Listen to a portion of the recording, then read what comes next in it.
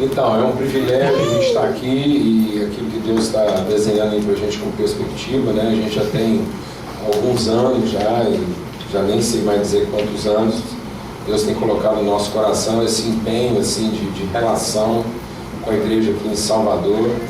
E é um esforço mesmo, né? A gente poder estar compartilhando, repartindo e aproximando. E a gente está buscando de Deus aí essa nova oportunidade aí, nesse desdobramento, nesse avanço, para a gente poder estar mais próximo e cooperar de alguma forma. Bem, eu creio que isso também vai descortinar aí outras possibilidades, né, da agenda, daquilo que é já o nosso compromisso de trabalho, de cooperação com a igreja do Senhor aqui nessa cidade. Amém? Eu queria assim, já que a gente vai estar aqui outras vezes, né, que os irmãos tivessem essa liberdade de entender que não vamos estar aqui para pregar uma mensagem, cada oportunidade de pregar uma mensagem. Não é esse o propósito. O propósito é a gente abrir a palavra de Deus, meditar nessa palavra e discernir coisas juntos na palavra daquilo que é o propósito de Deus para a nossa edificação e o nosso desenvolvimento. Então eu quero usar o texto lá de Paulo aos Romanos, no capítulo 1, que ele diz: olha, o nosso empenho aqui é de todo um esforço, um desejo de estar junto, estando juntos, a gente poder repartir algum dom, né, e ver a nossa fé sendo exercida no seu caráter mútuo, ou seja, a mutualidade da fé. Eu gosto muito dessa expressão de Paulo, porque ajuda a gente a resgatar o entendimento de que a fé só é fé quando ela tem esse caráter, essa natureza de mutualidade, de cooperação, de operar com. Então, a gente vai exercitar aqui uma fé mútua, isso consolida, fortalece nossas convicções em Deus, enquanto a gente também vai repartindo algum dom, e isso promove a edificação do corpo. Amém? Então é nesse propósito. E por isso a gente vai ter um tempo aqui depois para conversar sobre isso, abrir para perguntas e, enfim, explorar melhor aquilo que Deus está colocando no nosso coração. Ok? Abra sua Bíblia lá em Romanos, no capítulo 8, e a gente quer ler o texto que vai lá. Paulo escrevendo aos Romanos, no capítulo 8, a partir do verso 5. E diz assim, Romanos 8, 5: quem vive segundo a carne tem a mente voltada para o que a carne deseja. Nós podemos repetir isso juntos? Eu vou ler e vocês repetem comigo. Quem vive segundo a carne tem a mente voltada para o que a carne deseja. Mas quem vive de acordo com o Espírito tem a mente voltada para o que o Espírito deseja. Quem vive de acordo com o Espírito tem a mente voltada para o que o Espírito deseja. A mentalidade da carne é morte, mas a mentalidade do Espírito é vida e paz. A mentalidade da carne é inimiga de Deus, porque não se submete à lei de Deus, nem pode fazê-lo. Quem é dominado pela carne não pode agradar a Deus. Entretanto, vocês não estão sob o domínio da carne, mas do Espírito, se de fato o Espírito de Deus habita em vocês. E se alguém não tem o Espírito de Cristo, não pertence a Cristo. Mas se Cristo está em vocês, o corpo está morto por causa do pecado, mas o Espírito está vivo por causa da justiça. E se o Espírito daquele que ressuscitou Jesus dentre os mortos habita em vocês, aquele que ressuscitou a Cristo dentre os mortos também dará vida aos seus corpos mortais por meio do seu Espírito que habita em vocês. Portanto, irmãos, estamos em dívida, não para com a carne, para vivermos sujeitos a ela. Pois, se vocês viverem de acordo com a carne, morrerão. Mas se pelo Espírito fizerem morrer os atos do corpo, viverão. Porque todos os que são guiados pelo Espírito de Deus são filhos de Deus. Pois vocês não receberam um Espírito que os escravize para novamente temerem, mas receberam um Espírito que os torna filhos por adoção, por meio do qual clamamos Abba Pai. O próprio Espírito testemunha ao nosso Espírito que somos filhos de Deus. Se somos filhos, Então somos herdeiros, herdeiros de Deus e co-herdeiros com Cristo, e de fato participamos dos seus sofrimentos para também participarmos da sua glória. Amém, graças a Deus. À luz desse texto, a gente quer compartilhar sobre algumas coisas aqui e refletir sobre alguns conceitos da nossa vida, né? A palavra de Deus diz que a fé vem de ouvir e ouvir da palavra de Deus. A gente entende pela fé que as coisas visíveis são formadas a partir das invisíveis pela palavra de Deus. Isso quer dizer que a vida cristã se forma a partir daquilo que a palavra de Deus gera na nossa vida. Isso é fé. Então a fé não é a forma como a gente projeta nossas expectativas para Deus. A fé não é a projeção das nossas crenças e das nossas expectativas para o divino. A fé é a forma de consciência, é a forma de pensamento, é a forma de convicção que se estabelece na nossa vida a partir daquilo que Deus nos revela pelo poder da sua palavra e do seu Espírito. Bem, então há uma tendência hoje em dia da gente confundir fé com crença. A palavra de Deus diz, Jesus falando sobre isso, ele diz que uma das grandes crises da humanidade, na medida que a humanidade vai avançando, ele diz que uma das crises dos últimos dias vai ser uma crise de fé. Ele diz: porventura, quando o Filho do Homem vier ao mundo, encontrará fé na terra? Então, o que nós estamos vivendo hoje em dia é um aumento das crenças. O povo está se tornando cada dia mais crente. Por quê? Porque a palavra de Deus diz que Deus plantou em nós a semente da eternidade. Então há um anseio, há um desejo do homem, há uma fome do homem de resolver sua questão espiritual. O homem é um ser espiritual.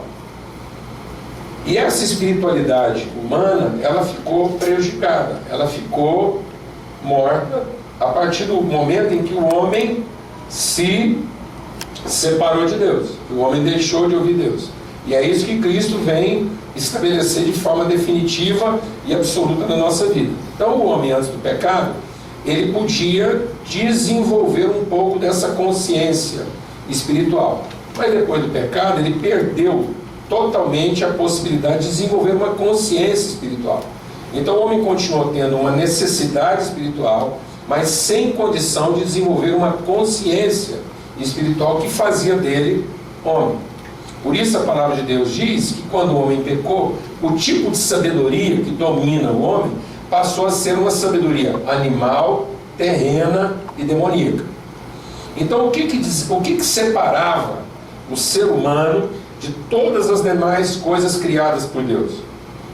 Qual é a única coisa que distingue o ser humano de todas as outras criaturas no universo? É a possibilidade de desenvolver uma consciência relacional com Deus, consigo e com as outras pessoas. Então é isso que difere o homem do animal, por exemplo. O animal tem uma forma de inteligência objetiva. O animal desenvolve um tipo de raciocínio baseado nas suas necessidades, nas suas habilidades, nas suas práticas.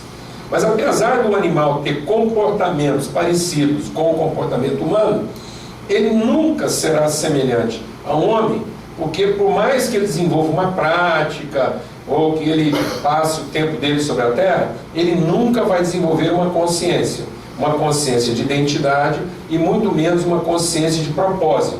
Então tudo que o animal experimenta, toda a forma de raciocínio, é baseado exclusivamente na satisfação da sua necessidade. Quando o homem se separou de Deus pelo pecado, ele perdeu a possibilidade de desenvolver essa consciência, porque ele ficou como os animais, ele ficou todo voltado para a satisfação da sua necessidade, certo? Então ele passou a desenvolver um tipo de comportamento que é um comportamento pautado pela sua carne. Por isso que a palavra de Deus diz: o homem natural, ele é inclinado para a sua carne. Isso quer dizer que ele é voltado. A tendência dele, ele não tem como discernir realidades espirituais, porque ele está penso, ele está todo voltado para a sua carne. A palavra de Deus diz que o homem natural, o seu entendimento ficou cego, e Ele fez do seu ventre o seu Deus. Então essa forma de espiritualidade que emana do meu ventre, da minha necessidade, não é fé, é crença. Vou explicar isso melhor. Quem tem cachorro em casa aqui? Levanta a mão. Então, o seu cachorro é crente. Muito crente. Quem é o divino do seu cachorro? Você. Você é o divino do seu cão. E o seu cão, apesar de não ter uma elaboração racional, ele desenvolve um rito religioso, muito parecido com o rito religioso que a gente desenvolve na igreja. Quando você chega em casa, o seu cão, que é crente, tem uma liturgia de crente. Ele dança. Para agradar quem? O divino. Ele ora. Ele louva. Tá vendo? Então o seu cão ora. O seu cão louva. Tem cão mais pentecostal, tem cão mais tradicional, né? Dependendo de como o divino se comporta, o cachorro vai do mais tradicional ao mais pentecostal. Então, o divino chega em casa e o cão recebe ele com um culto assim um pouco mais tradicional, sem muita dança, sem muita coisa, porque ele é um cão assim mais ortodoxo. E a relação, o divino dele responde àquela ortodoxia. Mas quando o divino dele é um pouco mais distraído, ele tem que desenvolver uma liturgia mais pentecostal. Aí ele tem, o rito dele é mais demorado, é mais elaborado, a coreografia dele é mais sofisticada, e ele começa com oração tradicional.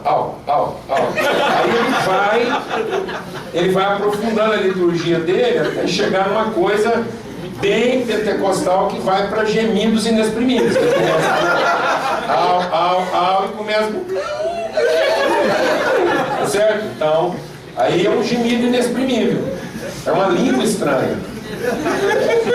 Que tem um objetivo. Qual é o objetivo do cão crente? Converter o divino.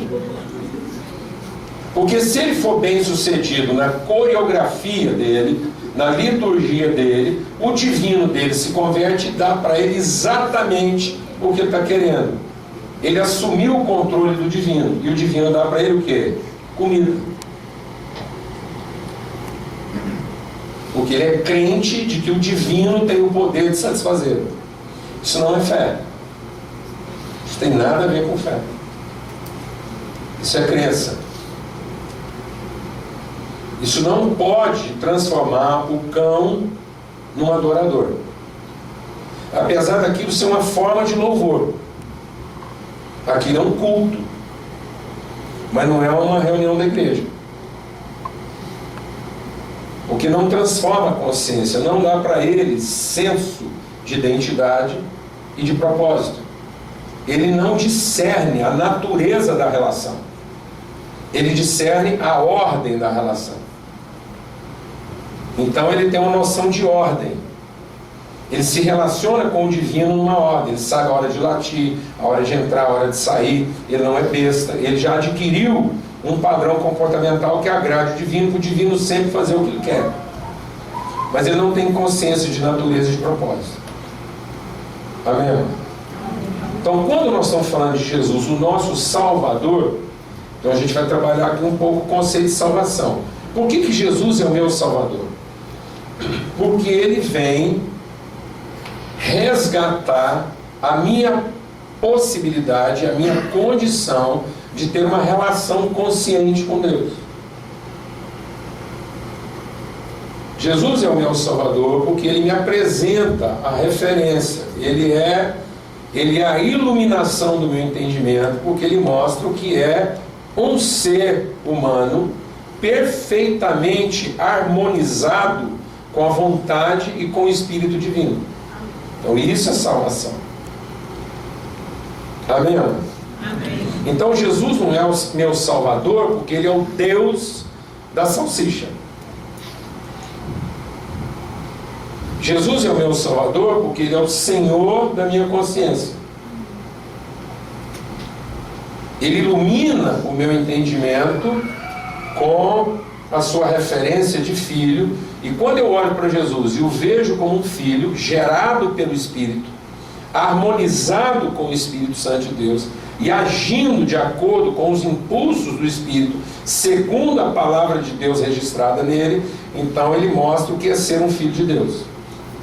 Então, quando eu estou falando que eu sou salvo em Cristo, porque Ele é o meu Salvador, Ele é o meu Senhor, porque eu creio nele, é porque eu recebi essa mensagem no meu coração.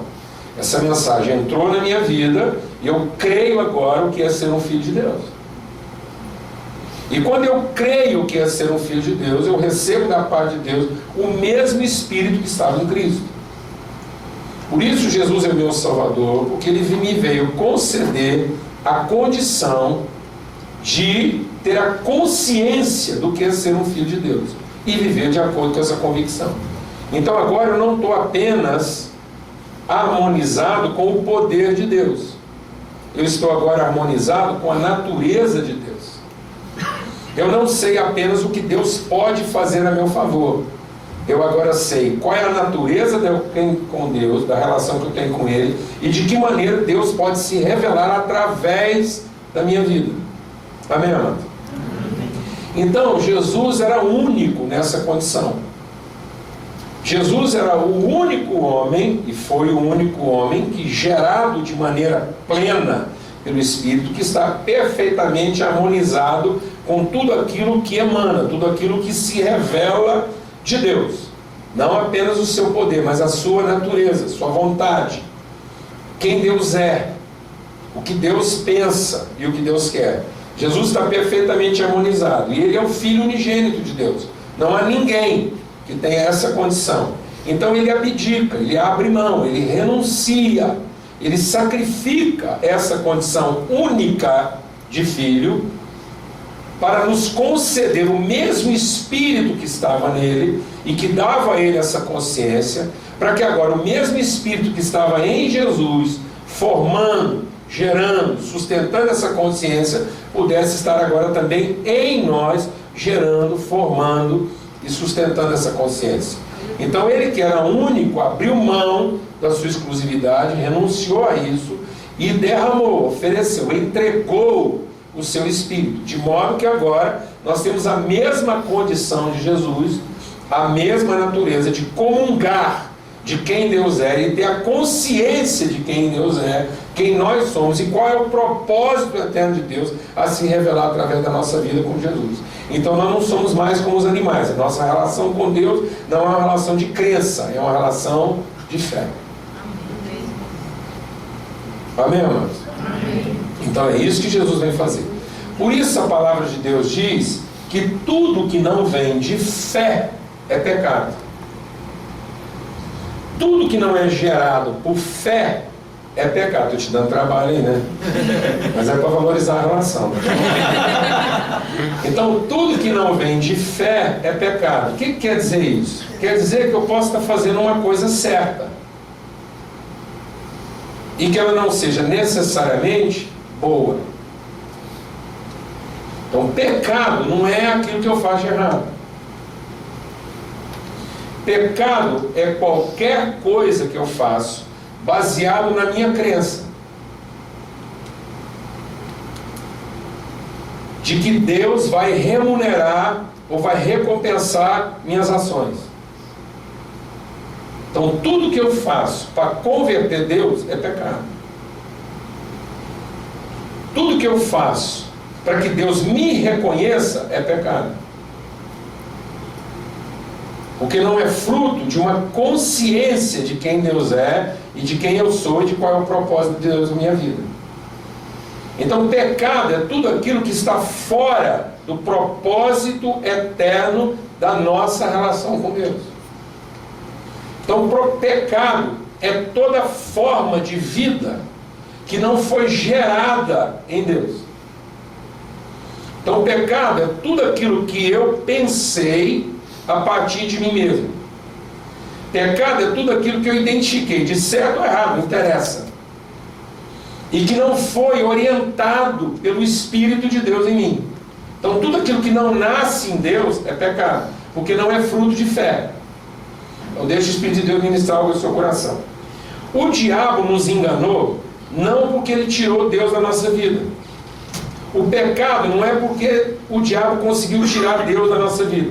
Se o diabo tivesse conseguido falar alguma coisa, se Satanás tivesse pedido alguma coisa que tirasse Deus da minha vida, não seria pecado. Porque a Bíblia diz que aquilo que eu faço na minha ignorância não será levado em conta. Então, quando eu faço alguma coisa e aquilo que eu estou fazendo é fruto de ignorância, isso não pode ser computado como pecado. Mas tudo aquilo que eu faço como fruto de uma falsa sabedoria é pecado. Então, tudo aquilo que eu faço porque eu acho que eu sei é pecado. Amém? Glória a Deus. Porque tudo aquilo que emana da minha carne, para a satisfação da minha carne, quando eu penso que a minha carne é capaz de produzir alguma coisa boa o suficiente para que Deus faça algo por mim, isso é pecado. Então deixa que o Espírito de Deus ministrar com o seu coração. Por isso, as coisas certas podem nos afastar mais de Deus do que as coisas erradas. Há uma chance muito grande de eu estar cometendo os piores pecados da minha vida naquilo que eu faço de certo, e não necessariamente naquilo que eu faço de errado. Por exemplo, quando o cara procura uma prostituta, ele não procura muitas vezes a prostituta pensando que aquilo está errado. Ele procura pensando que aquilo vai dar certo. Que é possível que ele encontre vida naquela decisão que ele tomou. Quem está entendendo o que eu estou falando? Então, na verdade, a pessoa mente não porque ela acha que está errado. Ela mente porque ela acha que aquilo vai dar certo. Então, o que está afastando ela de Deus não é o errado. É a sua noção de certo. Ela tem a presunção de achar que o que ela pensa, que o que ela acha, ou o que ela vai fazer, vai dar certo. Eu vou explicar isso melhor. 2 homens foram para o templo. Um todo errado e um todo certo. Quem saiu justificado? Então, o certo estava mais afastado de Deus do que o errado, né? Um pai tinha 2 filhos. Um todo errado e um que achava que fez tudo certo. Quem foi justificado? O todo errado. Porque quando eu tenho a consciência que eu estou fazendo alguma coisa errada, há esperança. Mas quando eu acho que aquilo que eu propus na minha vida vai dar certo, e que de alguma forma Deus ainda vai abençoar aquele negócio, isso é pecado. Então o diabo não tirou Deus da nossa vida. O diabo mudou a posição de Deus na nossa vida. Só é pecado porque nós colocamos Deus no fim. Está vendo? O diabo disse para nós o seguinte: faça o que você está pensando e no fim você vai encontrar Deus. Deus ainda vai acabar concordando com o que você está fazendo. Quem entendeu o que eu estou falando aí? Deus ainda vai acabar aceitando o seu culto e vai te reconhecer.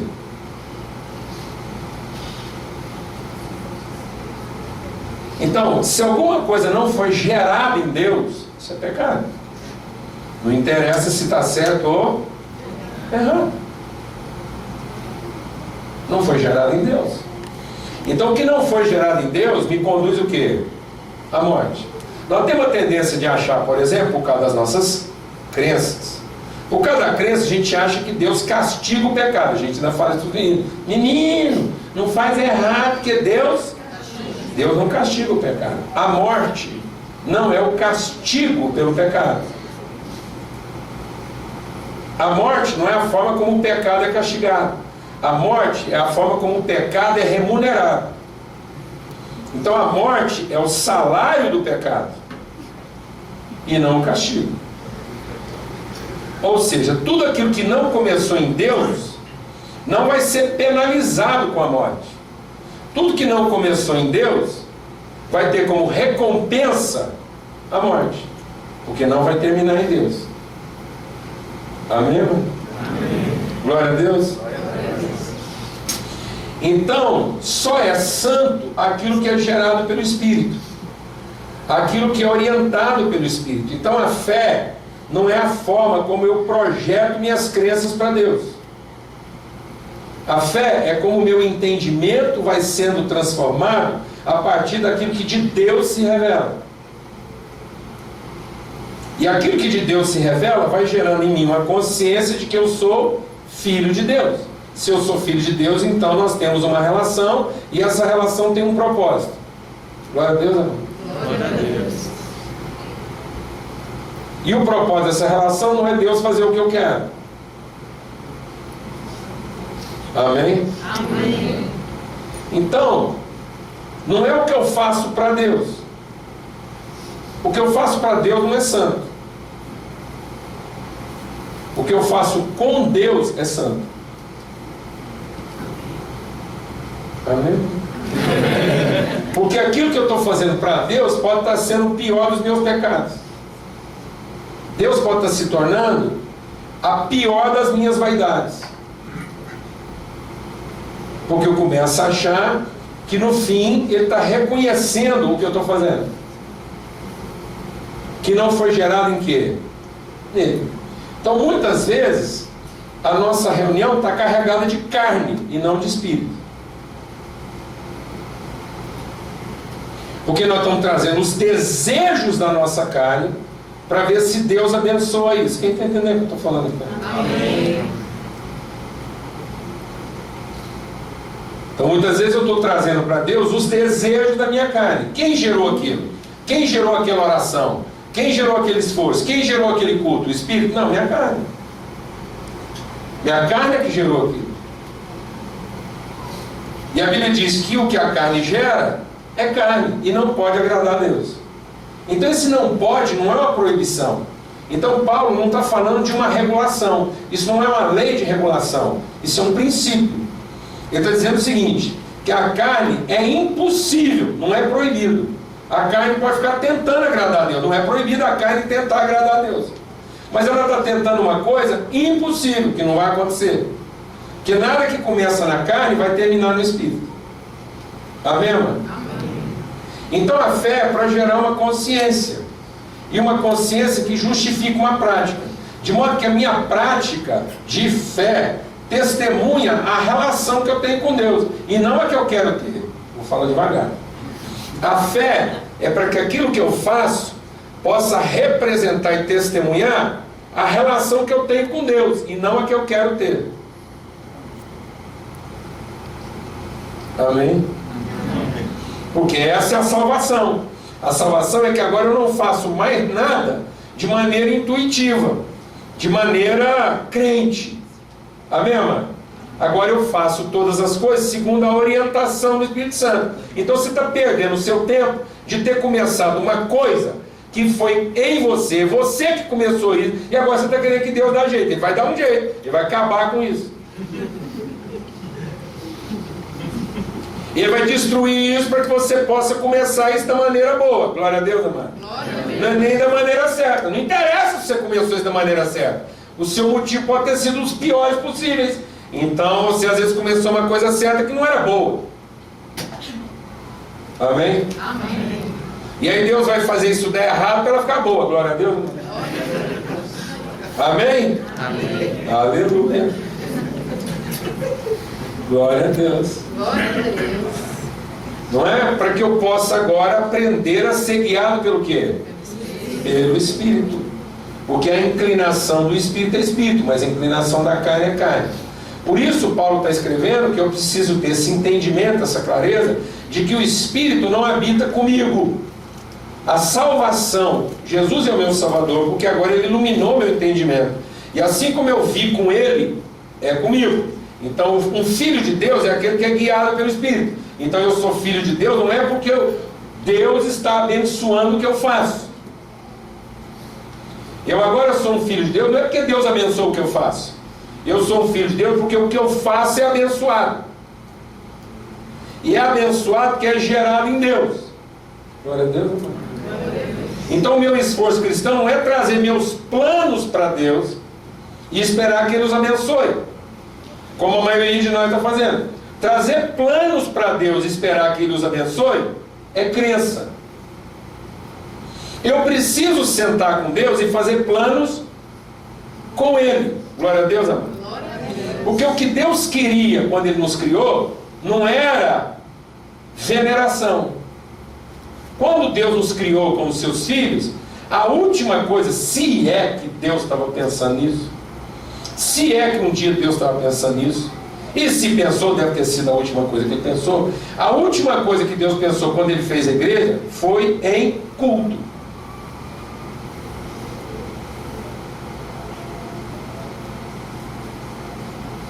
Deus não fez a igreja para culto. E isso está ficando tão complicado na nossa vida que hoje a coisa que a igreja mais sabe fazer é culto. Quem disse que Deus criou a igreja para culto?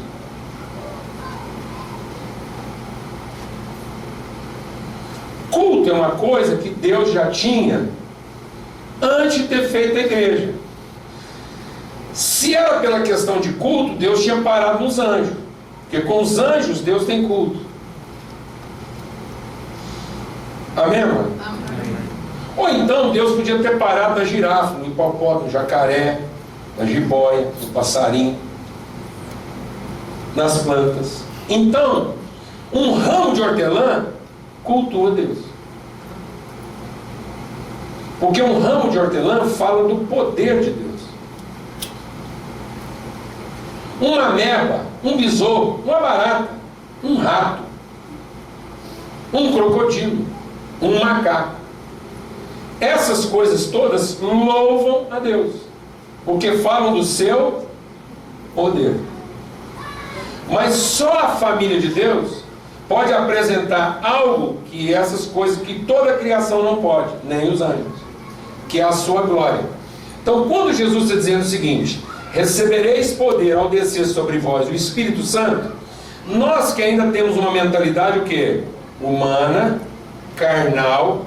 Quando a gente ouve Jesus falando recebereis poder, a gente já logo pensa em quê? Incremento de capacidade. Então Deus vai me dar um poder para eu lidar com a vida de uma forma que eu não era capaz antes.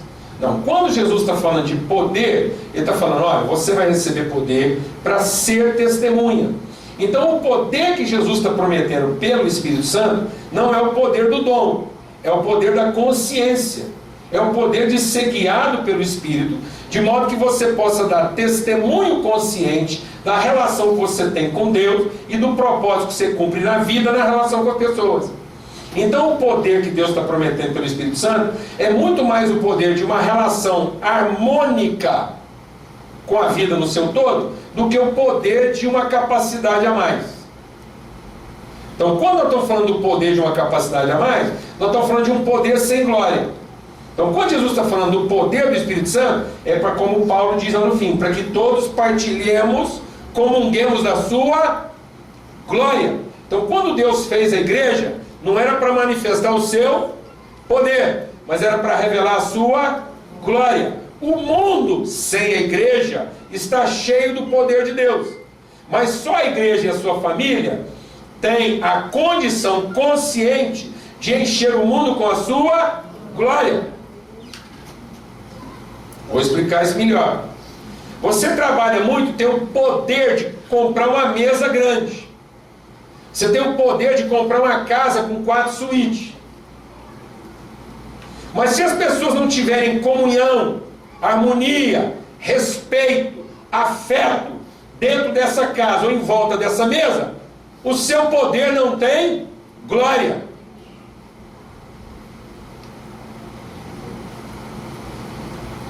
Você tem o poder de fazer tudo o que o dom que Deus te deu te dá condições de fazer. E você pode usar o dom que Deus te deu para você fazer qualquer coisa, porque esse dom é irrevogável.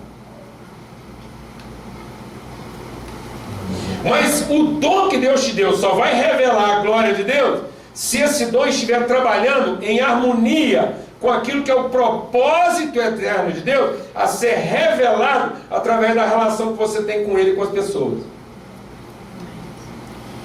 Então hoje nós vivemos uma igreja que está em busca de quê, amados? Onde há muito poder e nenhuma o quê? Glória.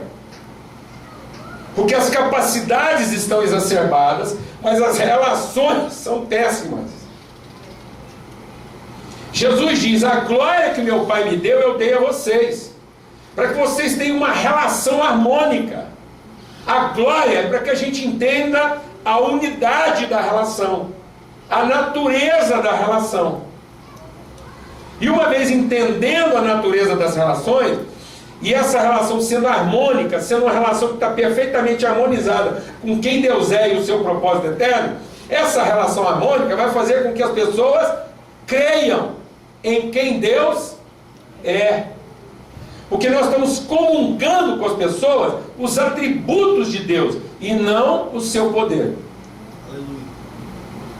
Então a igreja não foi levantada para manifestar o que Deus é capaz. A igreja foi levantada como a família de Deus, que tem a autoridade e a consciência para revelar quem Deus é. Por exemplo, quando Elias estava com fome, Deus mandou um corvo levar comida para o Elias. O Elias foi alimentado por um pássaro. Isso faz daquele corvo um missionário? Jesus precisava de dinheiro para pagar um imposto. Ele mandou pegar um peixe, o peixe uma moeda de ouro na boca. Isso faz daquele peixe um ofertante, um dizimista? Não.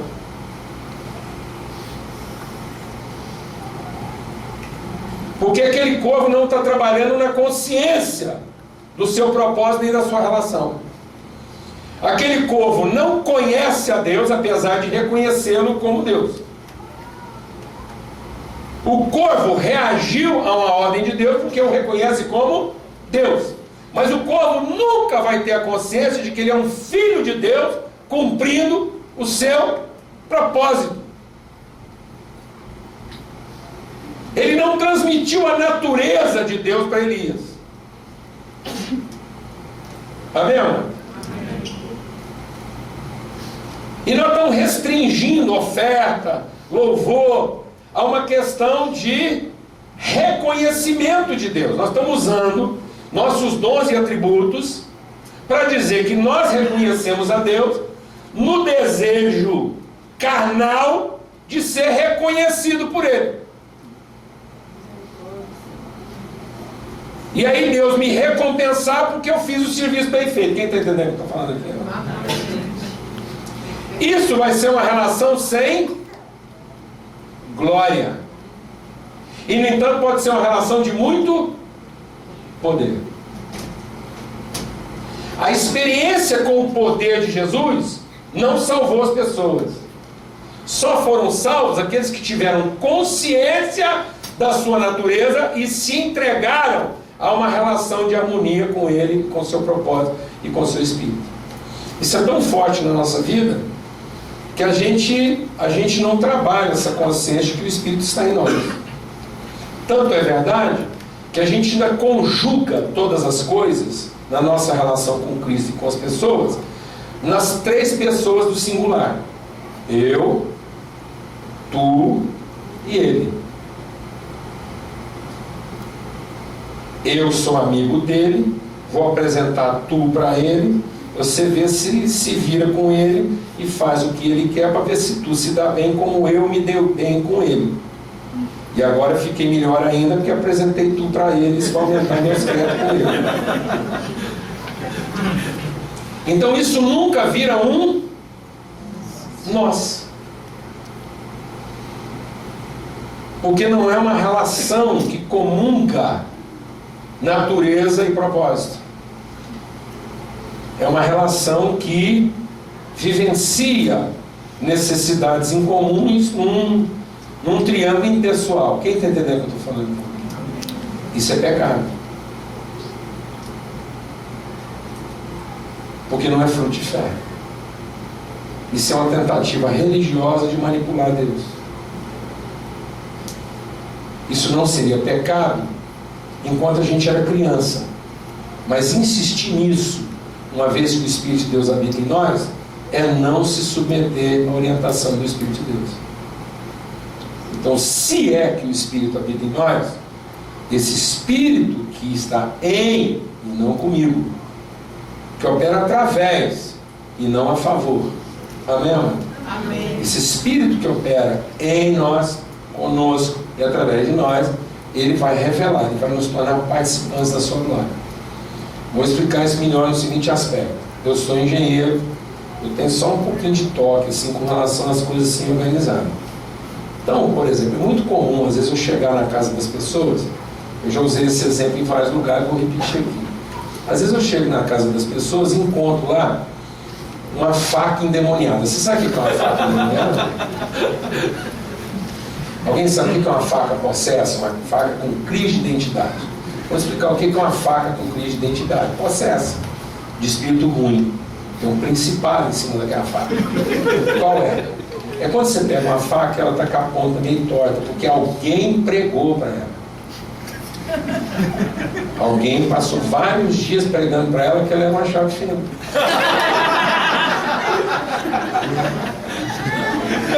Entendeu? Essa faca tem demoniada, só um trabalho de libertação. Ela precisa nascer de novo. Entendeu? Verdade, porque alguém pregou para ela. Olha, isso é uma chave fina, eu vou apertar. Então aquela faca tem um poder. Ela tem um poder. Mas agora que alguém pregou para ela que ela é outra coisa, e ela creu, ela acreditou, ela agora nem é faca e nem é chave fina. Porque agora ela nem corta direito nem aperta na vida. Você sabe o que eu estou falando. E aí eu poderia postar de profeta. Eu chego numa casa dessa, o cara põe uma faca daquela na minha mesa lá para me servir. A hora que eu pego a faca, eu fecho os olhos, está lá, assim diz o Senhor. Vejo um punhado de parafuso mal apertado nessa casa. Então você não precisa ser profeta para saber que há um poder aqui sendo usado fora de propósito. Isso quer dizer que todos os parafusos daquela casa ou estão ou serão mal apertados.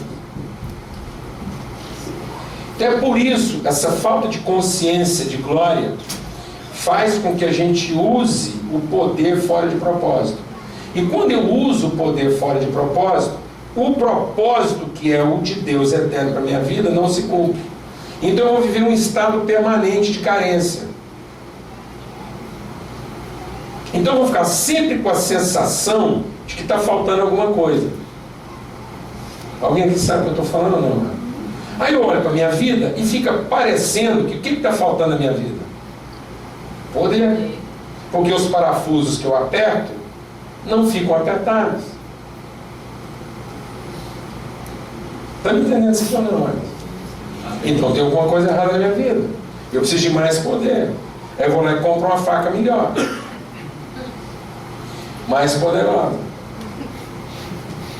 Por que muita gente aqui está se sentindo impotente diante da vida? É porque Deus errou com você. Ele te colocou numa situação e não te habilitou para isso. Não te deu os dons, não te deu o talento, não te deu as condições para você cumprir o seu propósito. Não.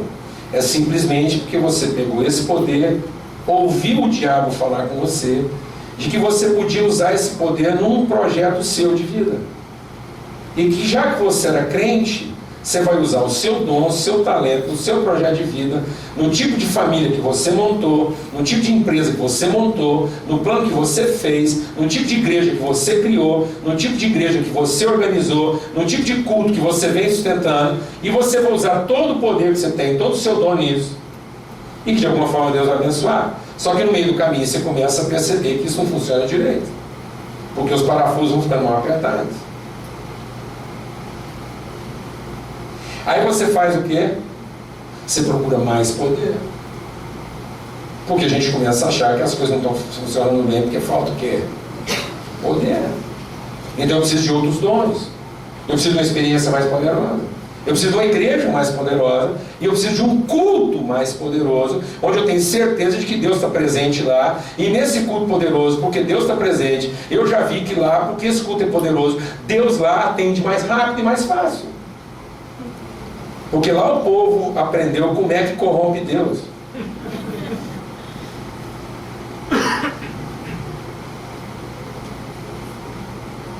Está me entendendo isso aqui agora?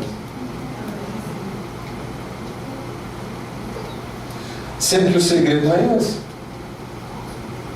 O segredo era eu sentar com Deus, ouvir a sua palavra, meditar nessa palavra, ser guiado pelo Espírito Santo. E o Espírito Santo me orientar exatamente para onde Deus quer me levar e para onde eu estou perfeitamente habilitado para aquilo dar certo e funcionar bem. Glória a Deus, amado. Porque eu estou usando um exagero aqui de quem aperta parafuso com faca, mas daqui a pouco nós estragamos todas as facas e nós vamos começar a cortar bife com chave de fenda. Quando todas as nossas facas estiverem estragadas, você vai chegar numa casa e vai ver gente aí tentando cortar carne com chave de fenda. Porque eles são o quê? Crente. Há uma crença de que isso vai funcionar. E sabe o que é pior? Funciona. Mais ou menos. Mas não cumpre o seu propósito. É uma relação sem glória. É uma coisa que está sendo forçada porque está fora da sua vocação e da sua natureza, do seu propósito.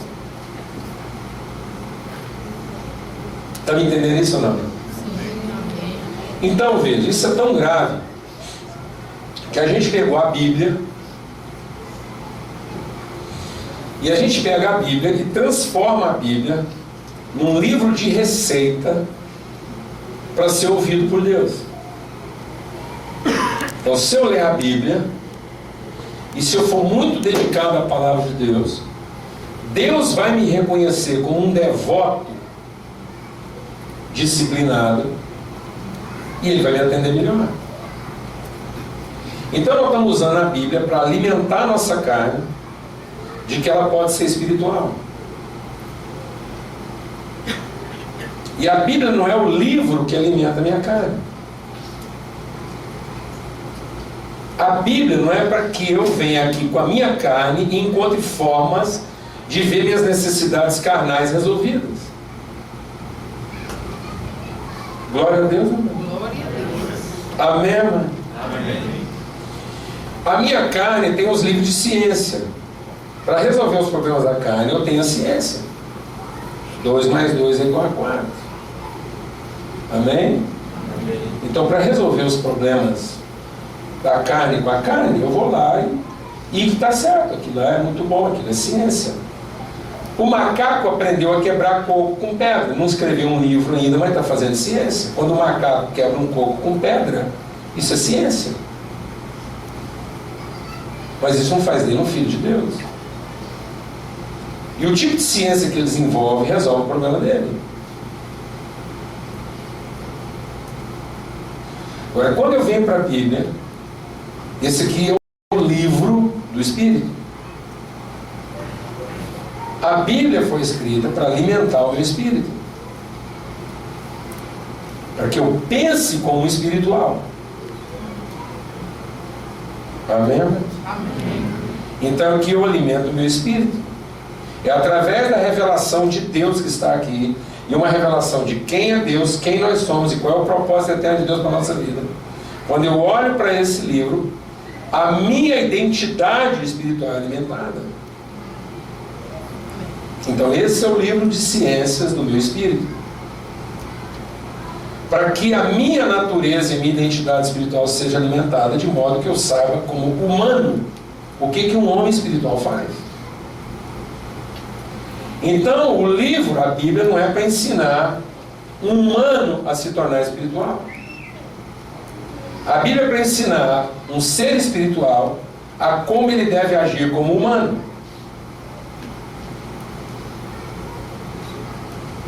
Então a Bíblia não é para ensinar um ser humano a se comportar como um ser espiritual.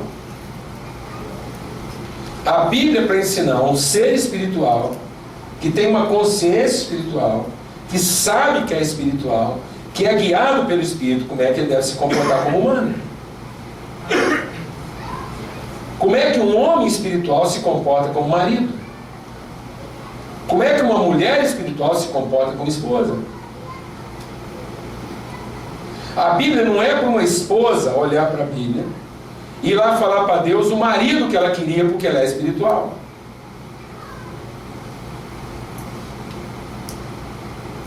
A Bíblia não é para a mulher ler e ir lá falar para Deus como é que é o homem espiritual que ela queria como marido e o homem ir lá falar para Deus como é que é o homem, a mulher espiritual que ele queria como esposa. Glória a Deus.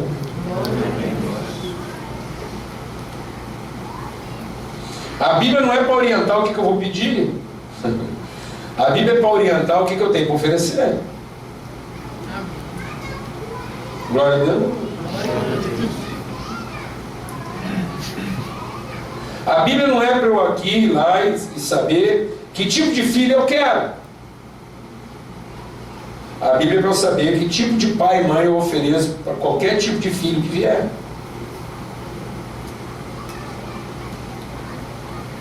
De modo que, independente do tipo de filho que eu receber em casa, eu vou conseguir conduzi-lo à verdade, eu vou conseguir revelar na vida dele quem é o pai dele, de quem que ele é filho e qual é o propósito eterno de Deus na vida dele. Ele não vai ser um ignorante, porque ele vai conviver com alguém espiritual. Mas nós estamos trazendo as carnes, nós estamos trazendo os nossos apetites para serem validados pela Bíblia. E a Bíblia não é para validar o meu apetite carnal. A Bíblia é para orientar a minha consciência espiritual, de modo que eu não haja como carnal.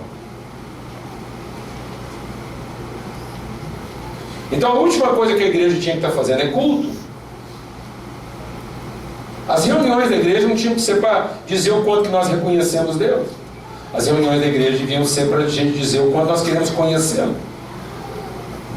Para que nas reuniões da igreja, à luz da palavra, pela orientação do Espírito Santo, todo mundo saia daqui sabendo exatamente o tipo de gente que Deus quer que a gente seja. E não para a gente vir aqui e dizer para Deus o tipo de Deus que nós gostaríamos que Ele fosse.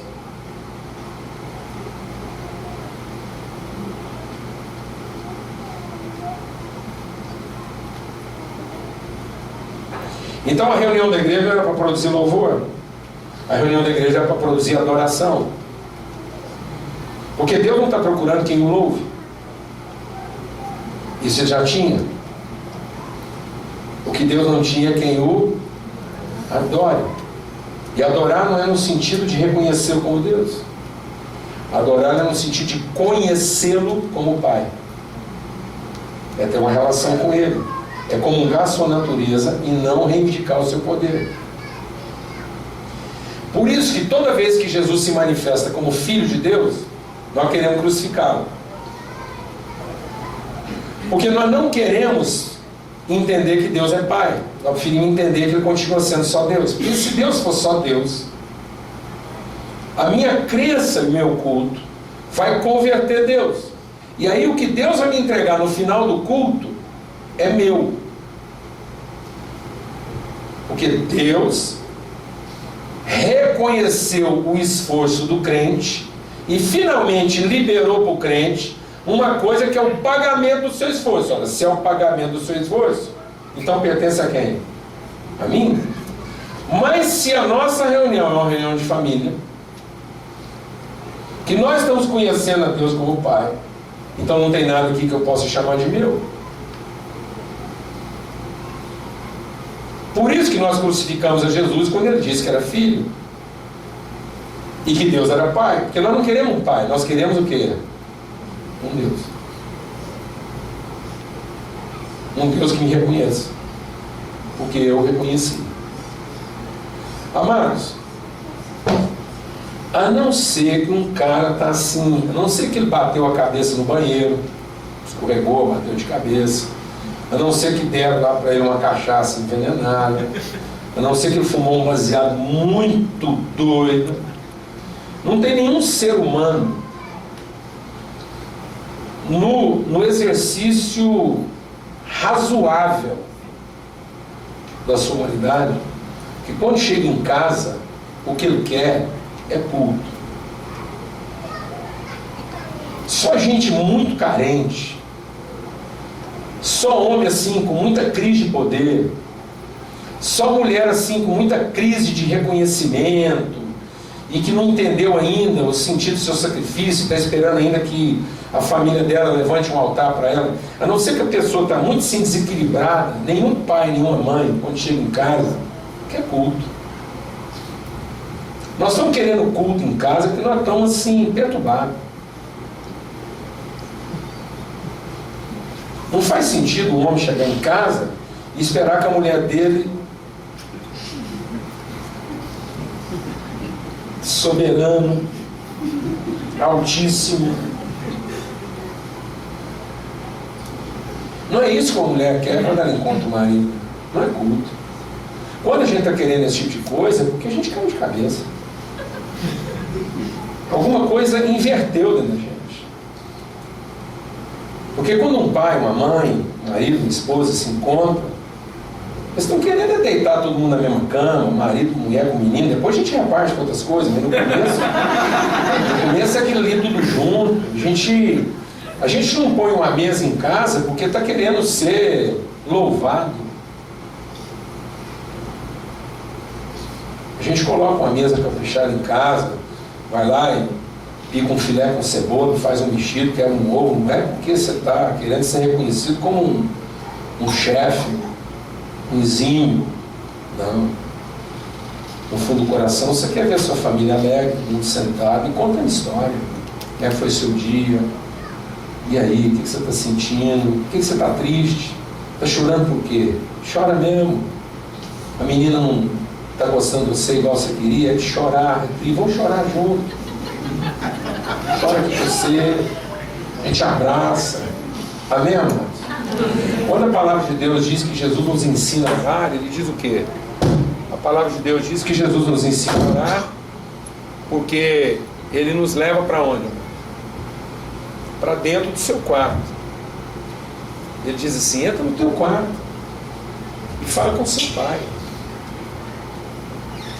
Ele não diz entra no hall das mansões celestiais e fala com o seu Deus que está no trono. Quando a palavra de Deus fala que Deus está no trono, não fala que a gente conversa com Ele como quem está lá, Ele no trono, a gente aqui não. Fala que em Cristo nós estamos assentados com Ele.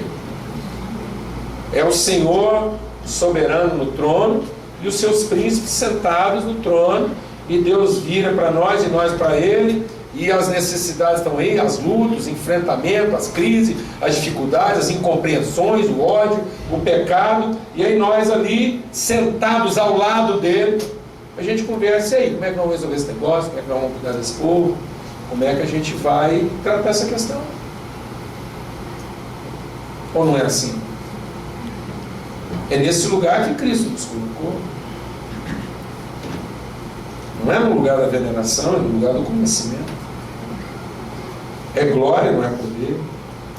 Nós não estamos aqui para demandar poder, nós estamos aqui para penetrar e discernir a glória de Deus na nossa vida. Amém, amados?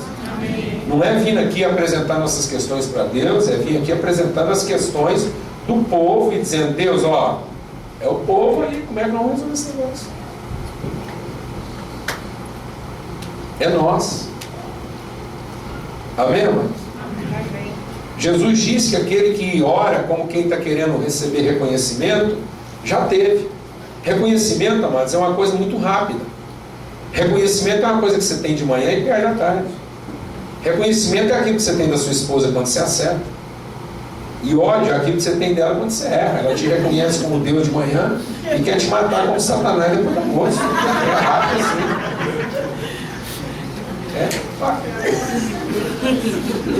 Estou exagerando aqui. É isso. Então Jesus diz: quem ora esperando reconhecimento já tem. Quem ora achando que Deus não ouve, Ele sabe das nossas necessidades. Antes da gente pedir. Então tá bom. Se Deus sabe da necessidade, por que então que a gente pede? Por que tem que pedir? Você já sabe? Tem que pedir pelo mesmo motivo que tem que pedir lá em casa também. Senta todo mundo em volta da mesa. Está todo mundo lá, os meninos, aquela coisa toda, aquela felicidade, os vizinhos que vêm, os amigos, sentou tudo na mesa. De quem que é o bife em cima da mesa? É nosso. E o arroz? É nosso. E a batata frita? Nossa. Agora não é bagunçado, não. Não é porque é nosso que é bagunçado. Não é o irmão mais velho virar para a irmã mais nova? Sim. Manda logo esse bife aí, menino. Esperando o quê? Não. Não vai entregar o bife, não. Volta o bife. Não serve, não. Aqui não é bagunçado assim, não. Até direito. Fala direito com seu irmão, velho.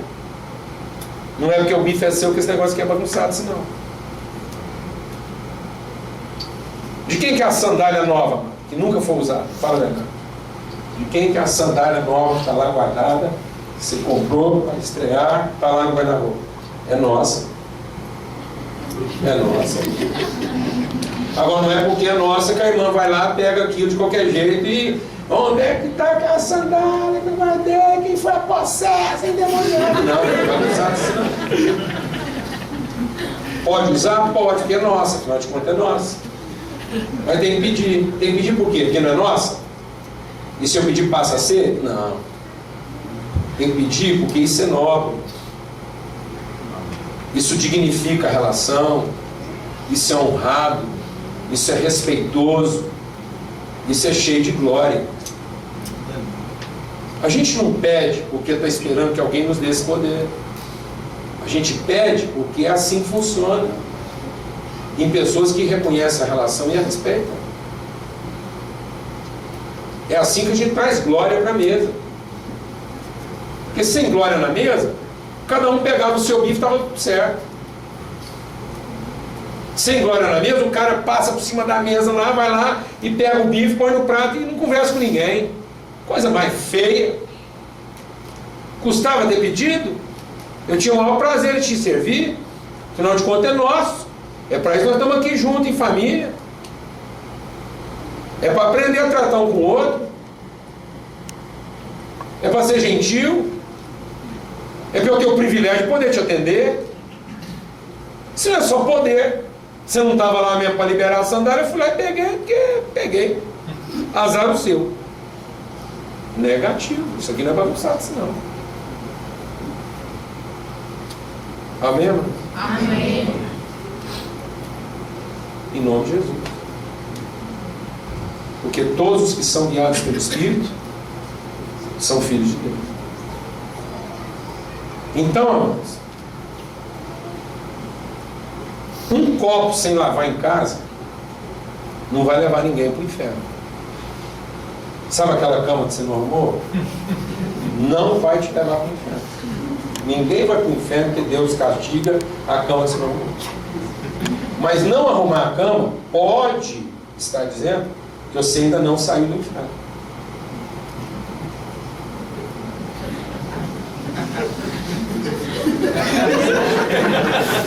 Porque gente que já saiu do inferno pensa em arrumar a cama uns para os outros, para trazer alegria, porque ele agora pensa, outra pessoa não pensa só nele.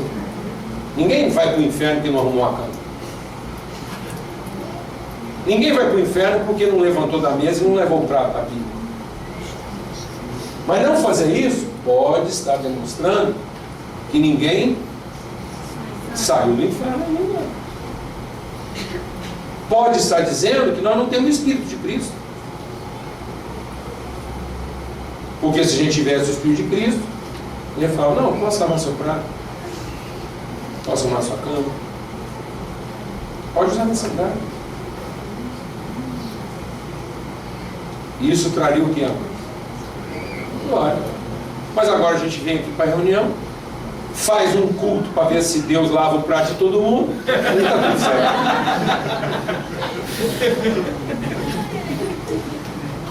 Amém?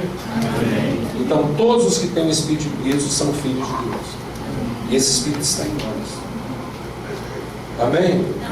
E é por isso que Jesus é o nosso Salvador. Porque Ele agora coloca em nós o Espírito de Deus. Então agora nós não desfrutamos os serviços de Deus. Nós comungamos as virtudes de Deus. Nós temos comunhão com as virtudes, com a natureza. Então o Espírito de Deus faz a gente saber agora do que a gente é feito. Então a gente não fica com raiva, não é porque ficar com raiva é pecado e quem tem raiva vai para o inferno. Não, eu não quero ficar com raiva, porque não é de raiva que eu sou feito. Eu não sou feito de raiva. Eu não sou feito de amargura. Que negócio é esse? Minha carne pode ficar amargurada, mas meu espírito não quer ficar amargurado. Que não é de amargura que eu sou feito. Eu sou feito de perdão, sou feito de misericórdia, sou feito de bondade, sou feito de paciência. Então eu não quero perder a paciência. E não é porque se eu perder a paciência eu vou para o inferno. Não, eu quero sair dele. Eu não estou preocupado em ir para o inferno, mas eu quero sair dele. O inferno é onde estão todos aqueles que quando passam um aborrecimento, fica com raiva, fica amargurado, se sente no direito de devolver com a mesma moeda, não é fiel nos seus compromissos. Isso é o inferno. Mas não é disso que a gente é feito. A gente é feito de bondade, a gente é feito de longanimidade, a gente é feito de paciência.